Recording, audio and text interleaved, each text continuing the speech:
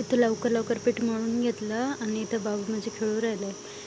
हे बघ पोळ्या बनवून घेते लवकर, रडायला नको म्हणून. इथं मिरची आणि लसूण घेतला, त्याचे ठेचा बनवून घेतला. इथं 3-4 बटाटे उकडवत ठेवलेले आणि टोमॅटो. हे बघा त्याचे कातडे काढून घेतले सगळे.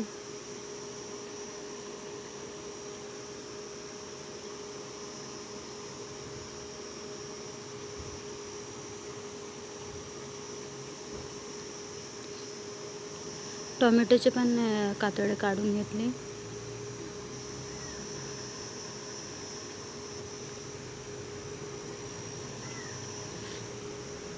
नंतर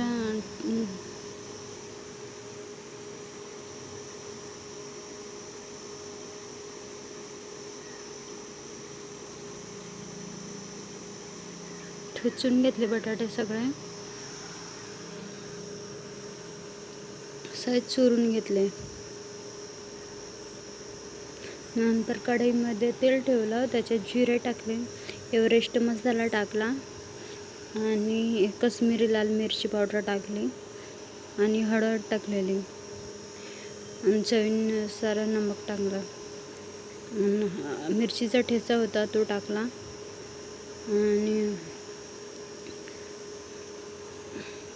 बटाटे तेलामध्ये सोडले.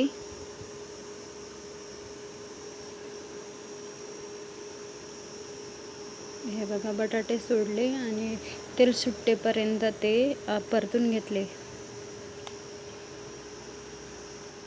चवीनुसार नमक थोडंसं टाकलं आणि 3-4 वांगे होते. हे बघा उकळत्या पाण्यात स्वच्छ धुवून घेऊन 4 फोडी केल्या त्याच्या. बघा आतमध्ये डिश ठेवली, त्याच्यावरती चाळणीत वांगे टाकले, झाकण ठेवून दिलं. हे बघा वाफेवर वांगे शिजवून घेतले. नंतर बेसन पीठ घेतलं, ते चवीनुसार नमक टाकलं.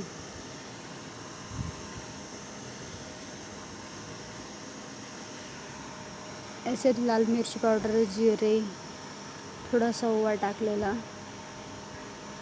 आणि हळद टाकली. पाणी टाकून ते मिश्रण करून घेतलं.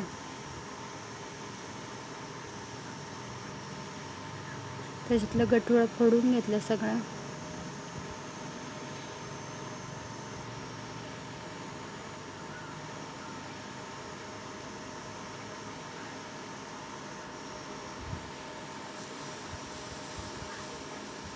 जी बटाट्याची ठेचा बनवलेला, बटाट्याचा